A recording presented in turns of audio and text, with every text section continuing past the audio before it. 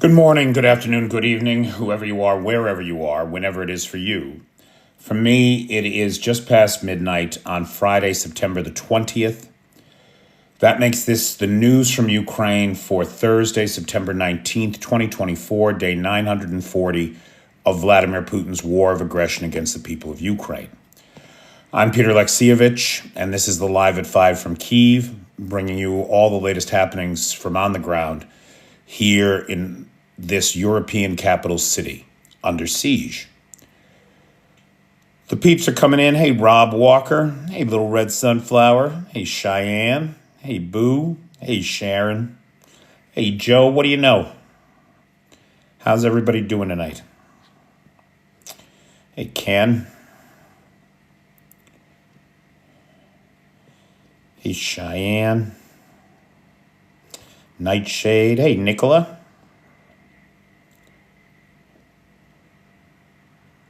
Same old, same old. Hey, Joseph.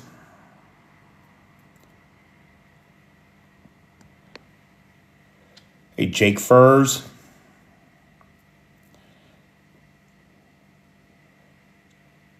Living the dream. Living the dream. Hey, Mike. How's everybody doing tonight? Hey, Rocco. Am I? Aren't I right on time? No? Well, whatever. Close enough.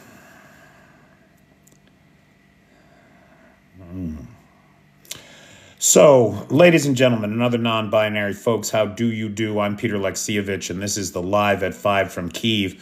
And we'll start out with last night's missile and drone attacks on Ukraine. Territorial Defense claimed it shot down 42 out of 42 Shahed drones, 1 out of 1 KH-6959 missile, but all 3 of the S-300 400s got through. Those missiles, along with shelling, cross-border shelling, killed 4 and injured 63 across the country. In Zaporizhia, a nursing home was targeted. Its 221 residents had to be removed. A single couple in their 70s was unalived in that attack. Grandmothers in their beds. That's what the Russian missile campaign targets. Make no mistake. That's who it's killing every single day. The injuries, there was another person unalived in Zaporizhia and another one in Kherson, with injuries reported in Kharkiv, Kupiansk, Sumy, Dnipropetrovsk, where educational facilities and high-rise apartment buildings, residential complexes, were the target. Those S-300 missiles, the 3 of them, they were all sent from the Belgorod region at the Kharkiv region. Let's talk about Kursk, because there's a lot going on in Kursk, and what everybody is talking about, what you're hearing out there, is that the Russians had this counteroffensive that took back a bunch of towns, and that now the counteroffensive has been stopped by the Ukrainians. I don't believe that that's at all what happened. I think that the Russians believe that that's what happened. But I'm sorry. Let's look at the picture up there. The Ukrainians dropped every bridge over the River Seine, right? To trap all those Russians south of the River Seine, surrounded on 3 sides by Ukrainians.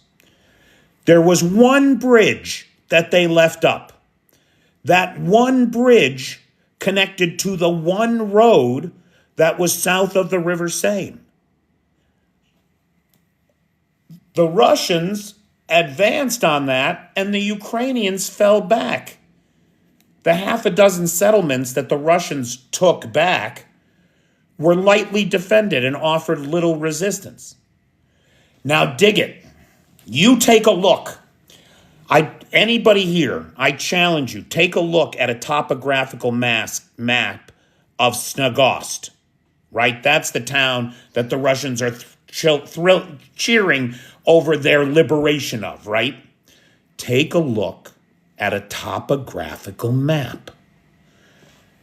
The one bridge over the river that separates the Russians from the Ukrainians that was left up connects to the one road that goes to Snagost. Snagost is down in a valley. Between it and everywhere that the Russians have advanced, they're in a valley. Guess who's on the heights on both sides? It's a killing zone, is what it is. It's a kill zone. The whole thing is a trap.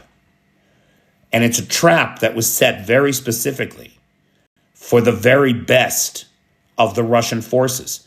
Who's leading this advance? The Russian Marines and the Russian VDV, the paratroopers, the most hardened, most battle-hardened, most experienced, most aggressive fighters, the best of what Russia has left. And they have been led into a valley where they are surrounded on three sides by Ukrainian fire. That's not an accident. Not when you blew every bridge except the one that led to that valley. I'm sorry. I stand in awe of this. None of this is an accident. The Marines, so the VDV folks, they took Snagost and they pushed east, right, through that valley and haven't gotten anywhere since. The hospital in Snagost is overflowing with wounded and the unalived. Overflowing. And it's all VDV and Marines, mostly VDV and Snagost. The Marines have gone south and put themselves right in a pocket, is what they've done. They're surrounded on three sides by the Ukrainians, and it looks like the Ukrainians are getting ready for a double envelopment, a pincer move, to trap them in the cauldron. I almost feel bad for the Russians. Well, almost.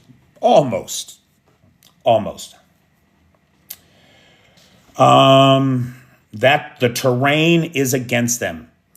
This is Syrski's specialty. This has Syrsky written all over it. They're trapped between the mountains and the rivers, and the men are on the heights, shooting fish in a barrel. The problem with this strategy, well, there's a couple of problems with this strategy. The fighting around that area is said to be intense. So even though the Ukrainians are in an elevated position firing down on the Russians are determined to take that hill, and they've got more men. And so they are pouring in there.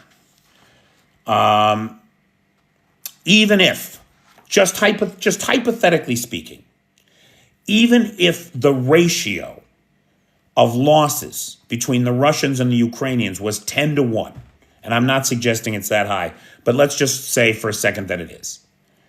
Even if it were that high, that's one Ukrainian for every 10 of them. That's not something that Ukraine can sustain. The question becomes, how long can Ukraine sustain those kinds of losses? How much value is there in an attritional battle, an attritional fight in Kursk? How much pain can Ukraine take after all it has already endured? That's the question. And that's got to be the question that the Ukrainians are asking themselves. I am not suggesting that this is an easy fight. I am suggesting that the Ukrainians are playing chess. They're playing chess with the mountains. They're playing chess with some of the most deadly fighting forces on earth. And the moves that the Ukrainians are making are assisting them to level the playing field against an enemy that has every advantage, that has the deep pockets of the Soviet inheritance to draw on, that has the money, the easy money of oil and gas and the extraction economy, even in a world where they are sanctioned. the money keeps flowing. The advantage in men and population, all of those advantages that the Russians have, the Ukrainians use an intelligent plan to defeat them and level the playing field. And I think that's what we're seeing playing out in Kursk right now. Winter is coming, Daryl. It's going to be a problem for all of us, especially those of us in Kyiv, where 80% of the thermal power plants in this country have been destroyed. Right, like not damaged, destroyed. The other 20% are damaged. On that subject, America just came through with a bunch of power equipment. I forget the details. I did not take notes on it. But I'll try to get the details for tomorrow, and we'll talk about it tomorrow. So that's what's happening in Kursk. In Pokrovsk, it's not so clear what's happening. I thought I knew what was happening. I thought, okay, they've pulled the reserves out to go to Kursk, and so naturally the advance is slowing. That may not be what's going on. It may not even be that the Ukrainians have stepped up their defense and stopped the Russians in their tracks. I said 3 weeks ago that at their current rate of advance, Russia would be in Pokrovsk in 3 weeks. But in 3 weeks, they've hardly moved. Their advances are measured in meters, not in kilometers. So why have they suddenly stopped moving forward? Well, it may be that they are now within short-range shelling distance of Pokrovsk, and they may be shaping the battlefield. That is to say, leveling the city. It does appear that artillery is being trained on Pokrovsk, and the Russians are systematically, block by block, leveling the city. It may also be that they want to consolidate those lines, consolidate those gains, secure them, and make sure that a flank attack doesn't easily dislodge them. So where I thought the advance to Pokrovsk had been stopped by the Ukrainians, there may be more to it than that. And the reality may well be that the Russians are stopped for their own purposes in order to ensure their own future success. It may not be a question of them culminating at all, and we should be prepared for more and unexpected action down in the Pokrovsk direction. The Kremlin has rethought its deadline of October 1st to kick the Ukrainians out of Russia. They are now saying October 15th. They want the Ukrainians, the Kremlin wants the Ukraine. I'm sorry, it's hard to say it with a straight face. It's so ridiculous. The Russians want the Ukrainians out of Russia by October 15th, and then by October 30th, a clear buffer zone established between Russia and Ukraine. Well, it's good to want things. It's entirely another thing to make them happen. All of the reporting, all of the military analysts, including the ISW that I listen to, are saying the same thing about this counteroffensive in Kursk. Not what I'm saying. Nobody is saying that it's a trap set by the Ukrainians and the Ukrainians are playing chess. I'm not seeing that. The real analysts, the experts, what they're saying is that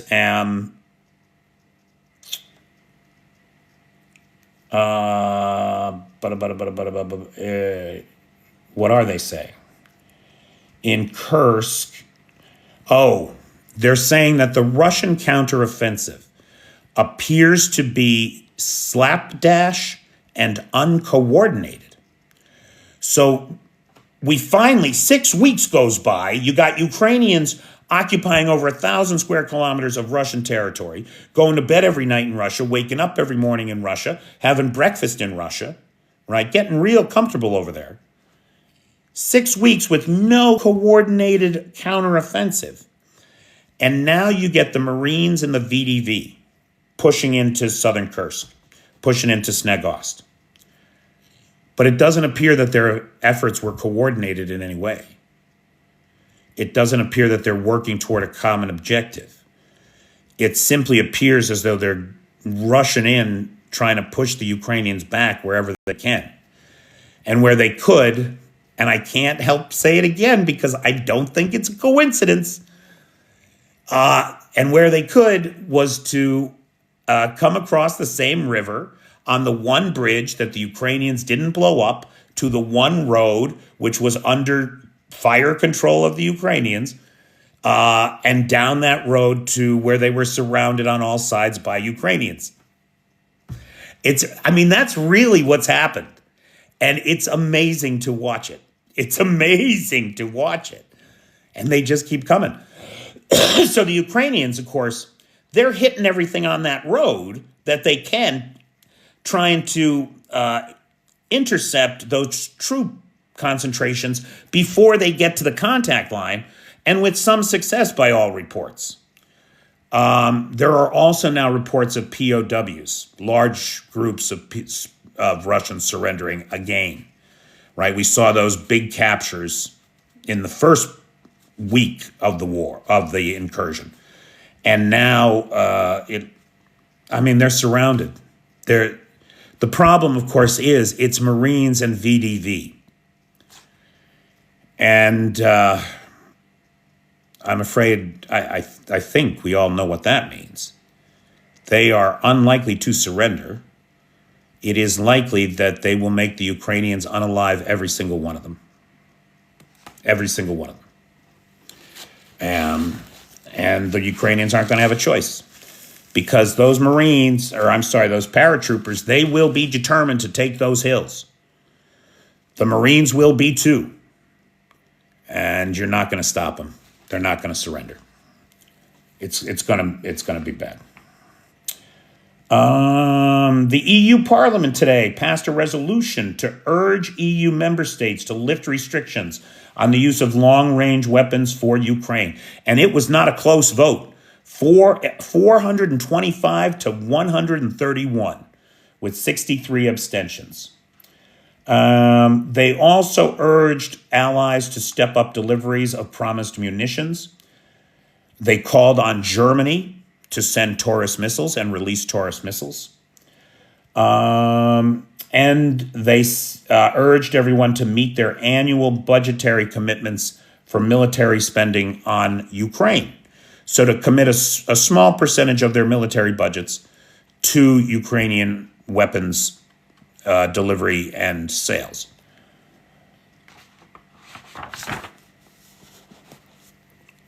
Politico. Okay, yeah. So everybody knows about the CSTO, right?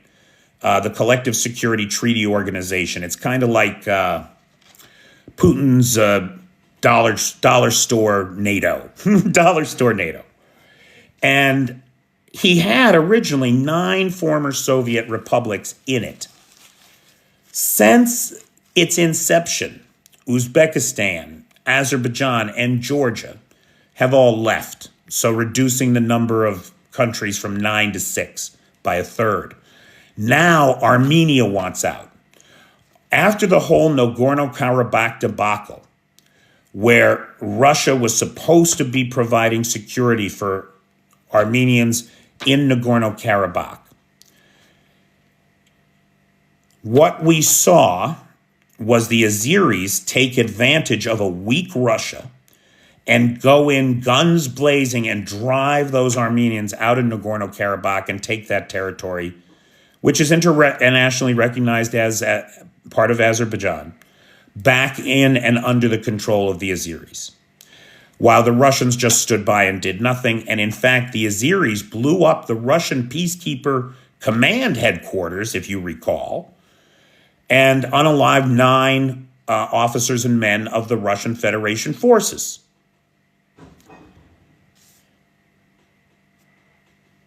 That has led Armenia to look westward, to desire and express a desire for EU citizenship, or membership rather, to participate in joint military actions with the UN and the US, to join the International Criminal Court so that Putin can never set foot in Armenia again. Well, the Kremlin was having none of it. And what they did was they hired a couple of guys, 6 guys. They paid them and trained them, this ring of insurgents, to overthrow the legitimate elected government of Armenia. The security service of Armenia disrupted this plot, and the 6 men were arrested. But not before they had spent 3 months getting paid a good salary down in Rostov-on-Don for military training, weapons training, and sabotage training. The complaint alleges that in addition to their salaries, their payments, their training, and their equipment, they also received polygraph tests to ensure their loyalty to the Kremlin and their commitment to the plot. Now, all of this, right? Armenia is just getting ready to leave the CSTO now. Azerbaijan left the CSTO years ago. Azerbaijan blew up the Russian command post for the Russian peacekeepers in Nagorno-Karabakh. Azerbaijan unalived 9 Russian officers and their men. So naturally, Putin plans an overthrow of Armenia, but he goes to Azerbaijan to have talks with the Azeris.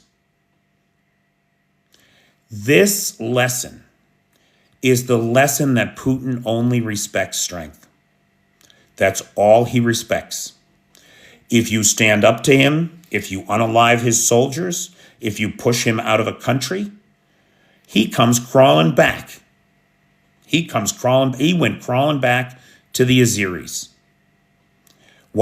Meanwhile, he tries to overthrow the legitimately, democratically elected government in Armenia.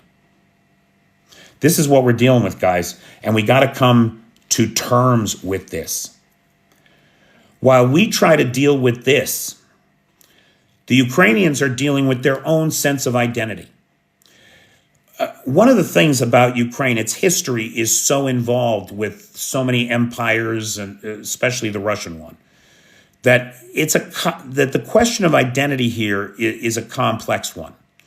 And people feel different levels of loyalty to different institutions and powers. And the reality is that the crucible of this war is forcing the Ukrainians to decide what a Ukrainian identity is and what it means. There is a new sense, a renaissance of understanding of self being forged in the crucible of this war. The steel of the Ukrainian people is being tempered. And so you get these conversations between Ukrainians, you get these arguments. The National Music Academy and Opera House, should it be called Tchaikovsky? That's a great question. Should it be? And there was a great deal of public discourse and argument about this, about his roots as a Ukrainian, but his identity as a Russian. Should we claim him too? And there is almost an acid test that historical figures are undergoing as they are tested in the public space, in the public discourse. In the case of Tchaikovsky, they kept the name. Yes, he's Ukrainian enough for us. But the point is they had that conversation. In the Rada today, there were 2 important laws signed into law after a second reading. One closed a bunch of anti-corruption loopholes in the awarding of construction contracts from the government. This is important. This is important because when this war is over and Russian reparations come in, there's going to be a lot of government contracts for construction. And you want to make sure that that money is going to the rebuilding of Ukraine, not lining the pockets of corrupt oligarchs, right? So important anti-corruption legislation that closed those loopholes. As well as a decree to rename 327 towns and villages that currently have Russian or Soviet names. So Leninville will be renamed Yabluka. Yabluka, Apple City, something like that. So this is part of the decommunization of Ukraine, which includes the renaming of Soviet-named streets, geographic sites, and monuments. And so what we're seeing is the Ukrainians forging their own identity, their own sense of self, and a rejection of their Soviet masters and the names that the Russians gave them.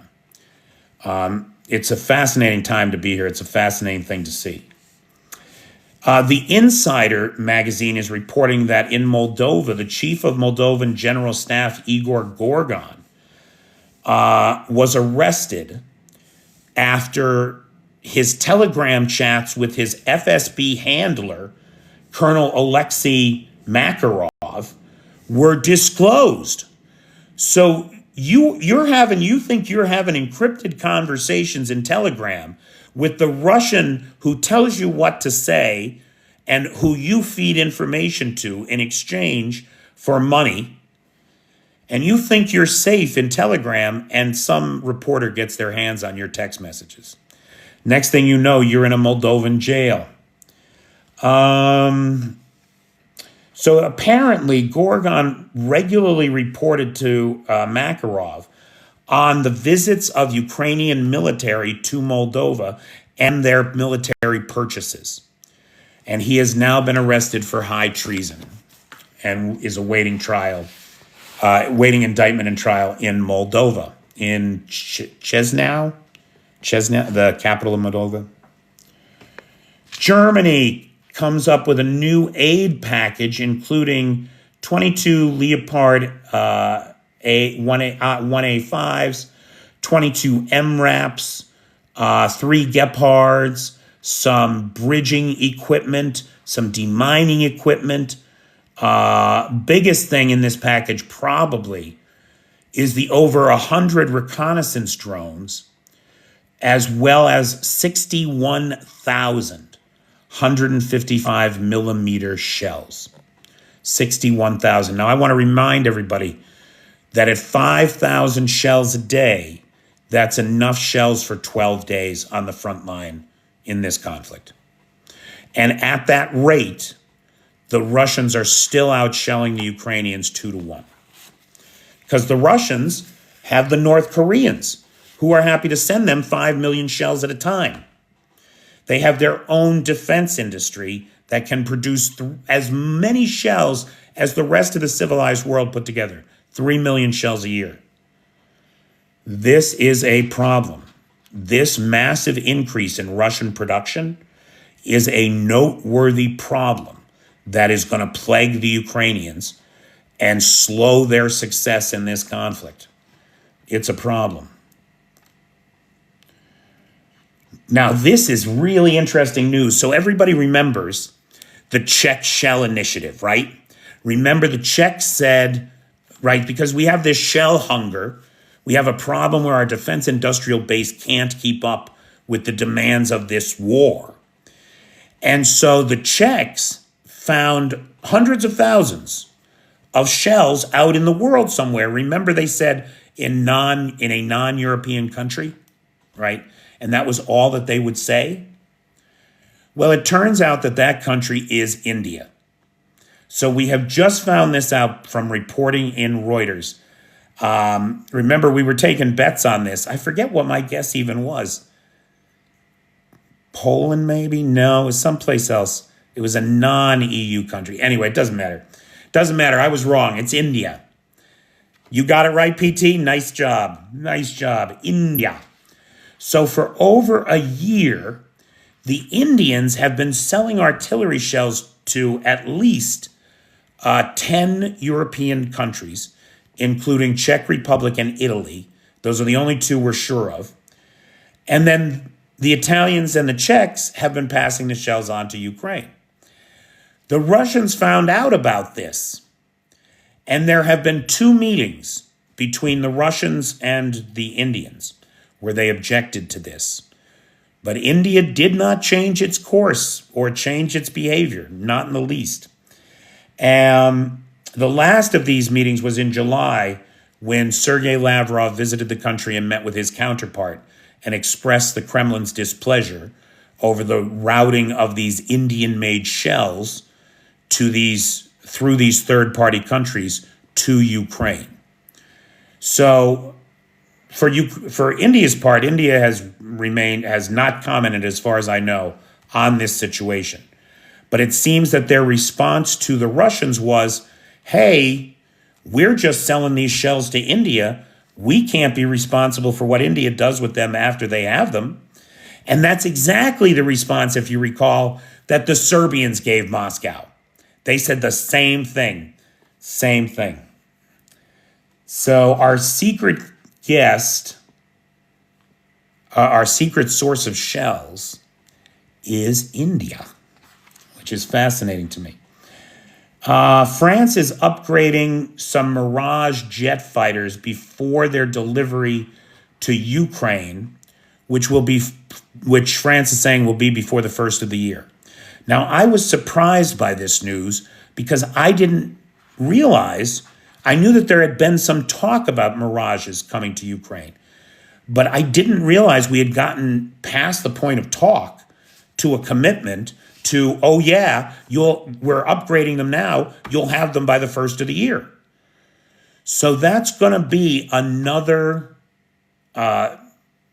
complex technological solution that will have to be integrated into the armed services of Ukraine. But the Mirages offer some great advantages, I think, from what I understand, that the Ukrainians will be able to take advantage of. Short runways being one of them, unlike the F-16s. Uncle Luca is making a lot of noise, claiming that the U.S. is pushing Ukraine to attack Belarus. I mean, that is funny to me because as far as I know, the only people attacking Belarus are Russians with their drones. That's all I know about. The EU has added 20 million euro to its winter aid package for Ukraine. It's now up to 160 million euro, while Germany is coming through with 400 million euro for what it's calling emergency spending for unexpected needs, unplanned needs. So some emergency may have arisen. We just don't know. They're not saying specifically why they're allocating these funds. But Scholz is urging the German parliament to authorize these funds immediately and is looking to get the money into the Kyiv hands ASAP. Really interesting video has emerged of a lightweight UAV demining tank mines on a road. And what's interesting about this video is the skill required to take a lightweight UAV that you have equipped with a shaped charge, right? So a charge that the detonation goes in a particular direction. You've equipped the drone with this charge, and now you have to fly it maybe miles to a road where there are some landmines, tank mines, and then you got to land it right on the plunger. It's an impressive bit of work on the part of these drone operators. Then that detonates the shaped charge, which is enough pressure to detonate the mine, and they're using these kind of kamikaze solutions. I hate that word. I'm sorry I said that. These one-way drone options to effectively demine tank mines and make the road safer for the Ukrainians. It's good work. Now, there is so much to say, guys. I want to finish with these thoughts on the Toropets arsenal hit yesterday. When the Ukrainians struck the 107th GRAU arsenal storage facility in Toropets, Tver, they set off what is likely the largest explosion of conventional munitions in the history of the world. I'll say that again. Yesterday's explosion, which registered a 2.8 on the Richter scale, is likely the largest conventional explosion of conventional munitions in the history of the world. The next biggest event that I can find out there is a 1947 explosion of World War II ordnance that needed to be decommissioned. It was 6,700 tons. 6,700 tons, let's call it 7,000 tons. The facility that blew up yesterday is rated for 30,000 tons. It is thought that there was much more than that there. As one Russian mill blogger said, because since the start of the war, everyone is ignoring all safety regulations. And that is their downfall. That's the downfall of the Russians. They're ignoring safety regulations. What happened yesterday would not have been possible without the outright negligence of the Russians storing tons and tons of ammunition there out in the open. Out in the open, where simple drones could strike it, ignite it, and it would then have the power to blow open those reinforced bunkers, igniting what's in there. And my understanding is the danger is not past, that there are still fires raging there. If they overheat the bunkers, the munitions inside those bunkers could yet provide additional secondary explosions. So it is quite a thing. It is thought that to get the 13, we believe that 13 drones made it through to hit their targets in that arsenal. It is thought that 100 drones were sent to get 13 through.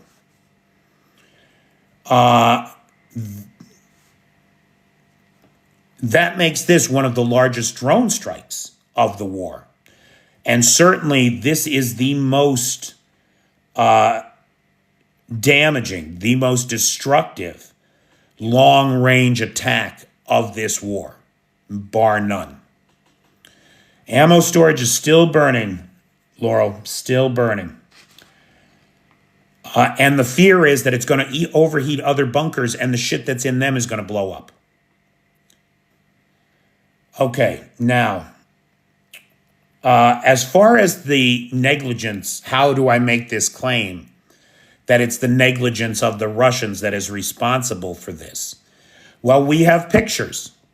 Pictures have emerged of the external storage of ammunition and missiles on the territory of this ammo storage facility. The blast from yesterday was so big that it blew down like the Tunguska event, it blew down all the trees in the area, blocking all the roads, making the only escape from the area possible across that lake that's there.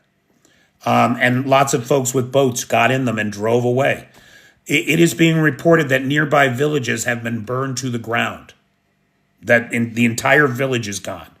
There was talk that the NASA FIRMS data that showed the village on fire probably was just a radar echo, or it was picking up the smoke. No, that village is gone. There's nothing. It's not funny. Vaporized, exactly.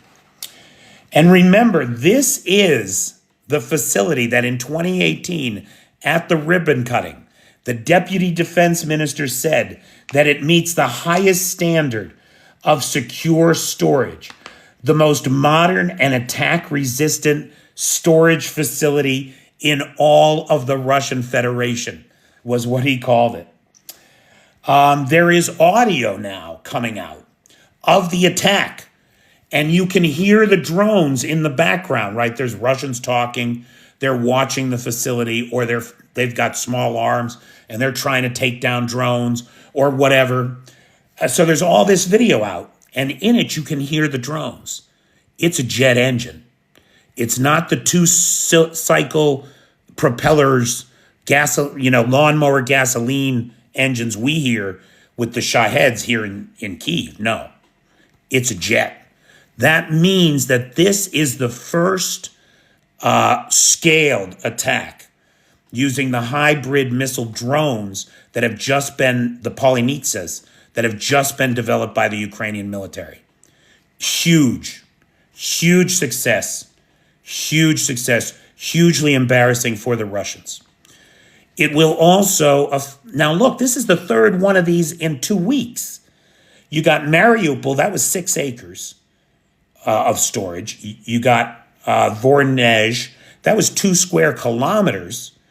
And now you got this one, the biggest in history, 5 square kilometers, plus the adjacent villages and towns. It's huge. And the military bloggers are complaining. They are complaining about corruption in the commanders. They are complaining about the ignoring of safety regulations and the external storage of munitions that led to this being such a catastrophe. They are complaining that specialists, like drone operators in their own army, are being used as cannon fodder in meat assaults and being thrown away, having their lives thrown away. The Russian state media has reported anywhere from 10 to 200 victims in this strike, mostly military men on the territory of the arsenal. They are also officially reporting that no one died, if you can believe that. And that, for me, is the top line for today, guys. I just have one final thought before we go to Q&A. I want everybody now, it was just 9/11. And we were just talking about 9/11. And I told you about my day. A lot of people told us about theirs. But what I didn't mention was that standing there on 6th Avenue, looking down at a single tower, World Trade One still standing, shrouded in the vaporized concrete and glass and steel that had been World Trade Two, right? Just shrouded in the midst of that toxic dust. As I stood there, stock still, staring down 6th Avenue at this thing that I was trying to comprehend, watching World Trade One burn while the dust from World Trade Two settled around it.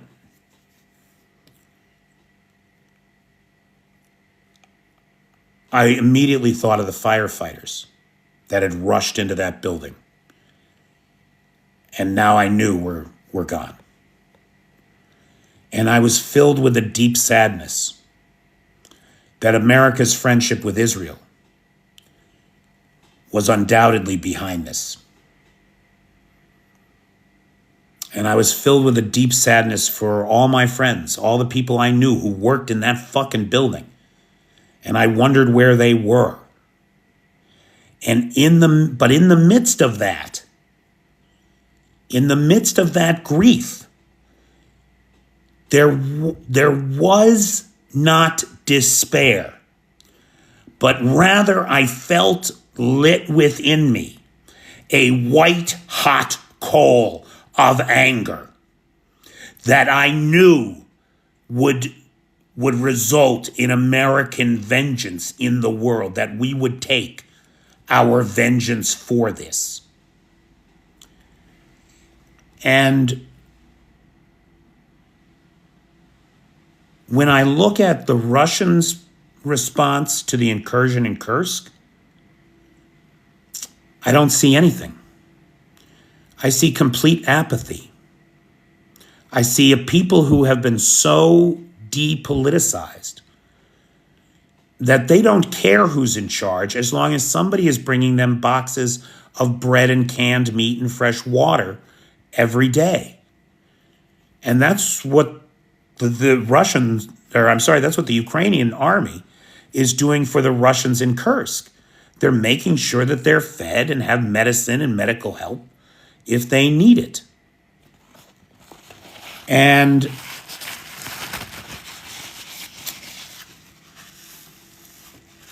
I think one of the big things that holds the West back from pushing for supporting a win in Ukraine is a fear that the collapse of Russia will be a violent one. And I don't know that it will be. But what we have to stop doing is kidding ourselves that the collapse isn't coming. The collapse is very clearly coming. There is nothing any of us can do to stop it. We have to stop worrying about trying to keep Russia together. And we have to start thinking about how we're going to manage what comes next. Because the next thing is coming. And it's being created right now by the people that live there. And it's got nothing to do with us. They've done it to themselves. They've done it to themselves. And that's what we have to remember. They've done it to themselves.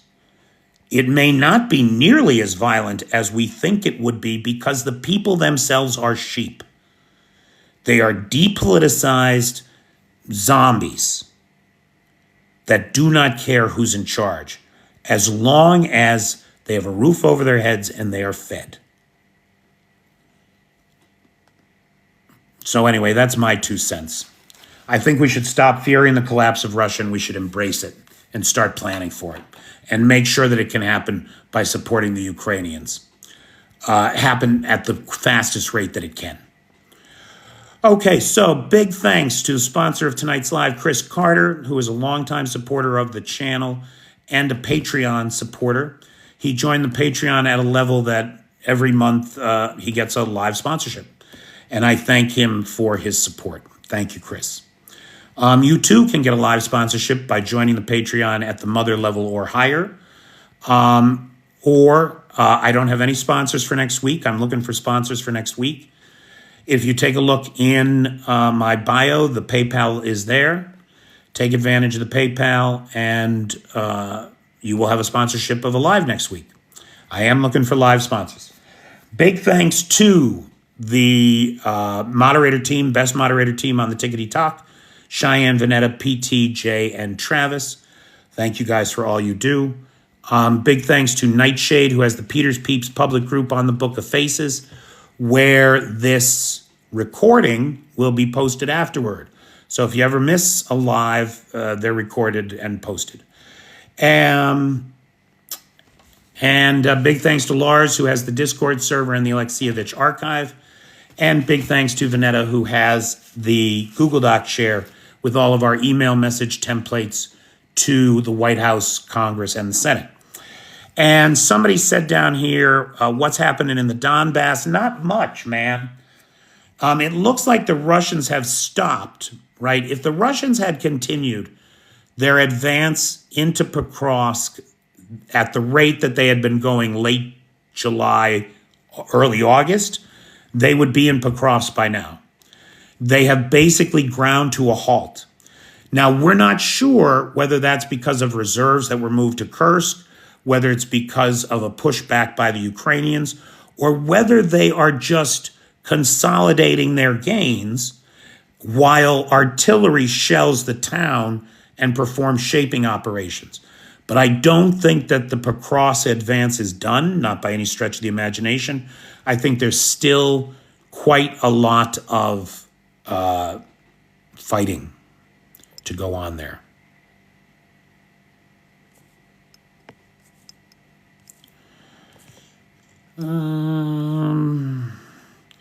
Pete, any idea on tons destroyed and value of the ammo dump? Oh, Bobby. So we know that the ammo dump was rated for 30,000 tons. Let me say that again, right? Mel, that's 6 times what you're saying. That's the minimum that was stored there. On top of that, there was all kinds of ammo and missiles stored out in the open, including the North Korean Ka-23 missiles.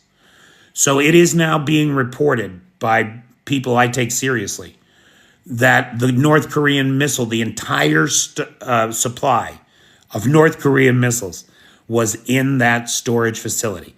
Now, there may have been a handful deployed to the field, but the stockpile is now gone. It's a thing of beauty. So at least 30,000 tons, probably closer to 50,000 tons, right? About 10 times, Mel. Thank you, Robert Chapman. Always nice to hear from you. And then in terms of the cost, I mean, you're talking about billions of dollars. Those missiles are $1 million a piece. Bang, bang, bang. 100 of them is $100 million just for the missiles. What's 1 million rounds of small arms ammunition? And there may have been 30 million rounds of it stored there. I mean, wow. There is no word that there were any Iranian missiles at the facility, no.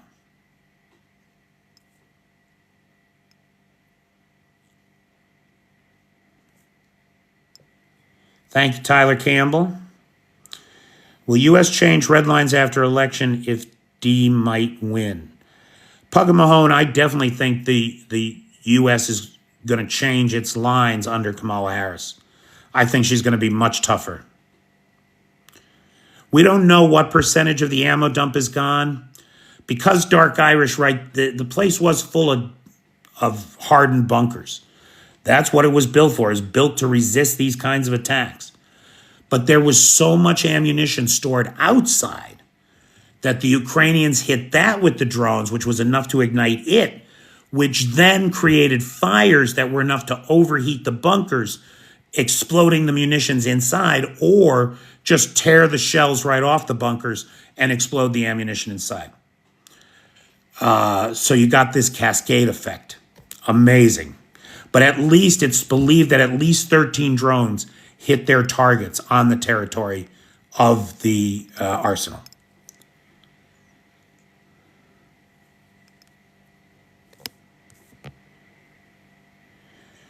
Would tactical nukes have exploded if they were at this dump? No, Bobby, they wouldn't have. I mean, okay, so as I understand it, right, as I understand this kind of thing, if there had been tactical nukes there, which there were not, I want to assure everybody, as far as we know, the whole storage and handling of nuclear materials in Russia is extremely complex and secure. So there aren't tactical nukes at just a base where anybody can go to pick up 7.62 ammo. So as I understand it, let's just say hypothetically that there had been a nuke there. The explosions would be unlikely to trigger the fissile trigger in the proper way for it to then trigger the nuclear explosion. What would happen instead, the conventional explosions that are used to generate the nuclear effect, they would explode. However, again, without the fissile trigger properly executed, it's a conventional explosion. So what you get is whatever the fissile material was, plutonium, uranium, whatever it is, that material becomes airborne. It gets vaporized as its elemental self and goes into the air. That is extremely toxic. Something like a teaspoon of palladium. Something like a teaspoon of palladium will kill 1 million people if it's vaporized and put into a large city, for example. So that would be the problem had that been the case, but it was not, to the best of my knowledge. Yeah, like a dirty bomb. Exactly. That would be like a dirty bomb.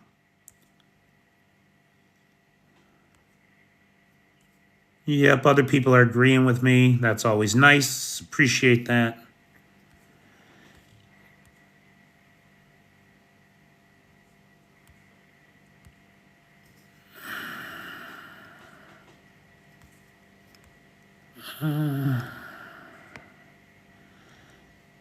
Nope, we haven't had a siren in Kyiv. Are you under alert in Odessa?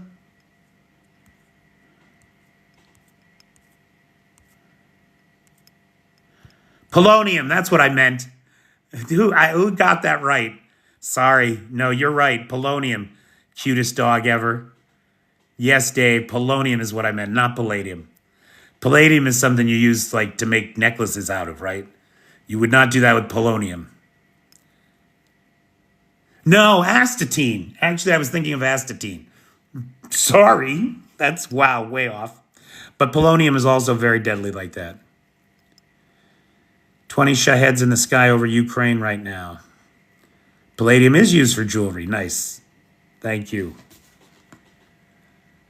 There's so many elements.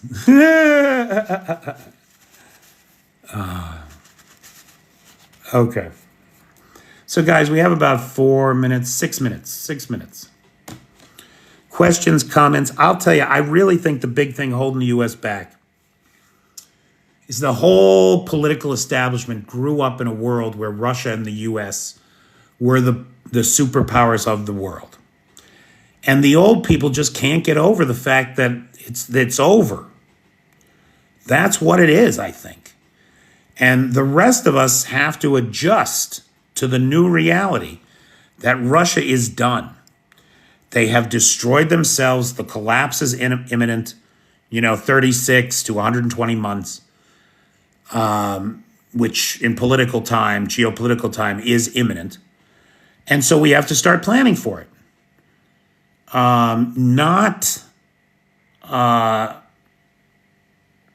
Not bury our heads in the sand and sacrifice Ukrainian lives to protect Russia. Enough is enough.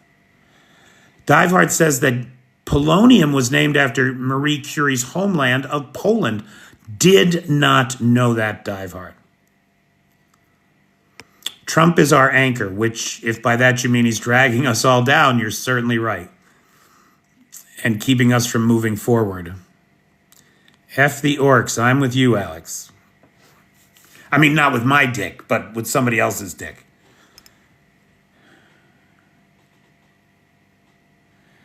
What do we think about the use of directed energy weapons, EMPs, and exploding electronics? I think it's a whole new world we're living in, right? Ain't it? It's a whole new world we're living in. And we are going to have to adjust to it. We're going to have to adjust. It is a new era of war. I do not disagree. Chance. Can I call you random? I'm just going to call you random.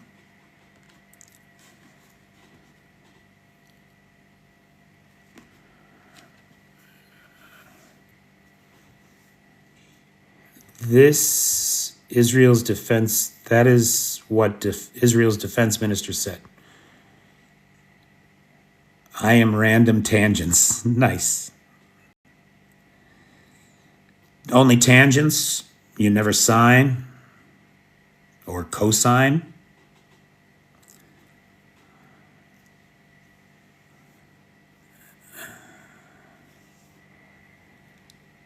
All right, kids. It's like 1 o'clock in the morning here. And so I do appreciate everybody hanging out with me, talking about this thing. I think we got to get over our fear of the collapse of the Russian Federation. There is nothing we can do to stop it. We have to be prepared for it when it happens. Just like the Ukrainians are running food and water and medicine to the Russians that have been left behind, and by whom I will point out, one of the deputy defense ministers today said, the Russian people still in those territories are already dead. Because the Russians are a one-trick pony. All they can do is level towns and cities. They don't know how to do anything else. And so they're writing off their own people. Literally, the Ukrainian soldiers are protecting the Russians in Kursk from the Russians in the Kremlin. And so that kind of a society that is so obviously morally bankrupt, intellectually slowed,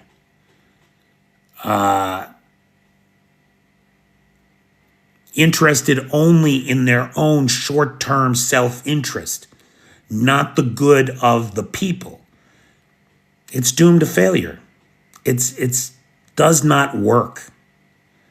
We have to live in a world where everybody is created equal, where everybody is entitled to equal protection under the law, where the same rules apply to everybody. You know, Trump is right. There is a two-tier justice system in the U.S. People like him get away with everything, while the rest of us are over-policed and over-fined for every small infraction. It's no good. It doesn't work. We gotta fix it. All right. So, guys, it's 1 a.m. here. I'm going to say goodnight. I'm going to thank again the moderator team, Cheyenne, Vanetta, PT, Jay, and Travis, for all their hard work. Thanks, Bobby. Big thanks to Chris Carter, who is the sponsor of tonight's live. If you see Chris around, thank him. If you would like to sponsor a live, the PayPal is in the description, or join my Patreon at the mother level or higher. I lost 4 paid Patreon subscribers last month, so I'm trying to replace them. And if anybody can hop in there. What else is going on? That's it, I guess. Ladies and gentlemen, coming to you live at 5, Monday through Friday, from Kyiv, the heart of this European capital under siege. I'm Peter Alexievich, and this is the Live at 5. Take care, everybody.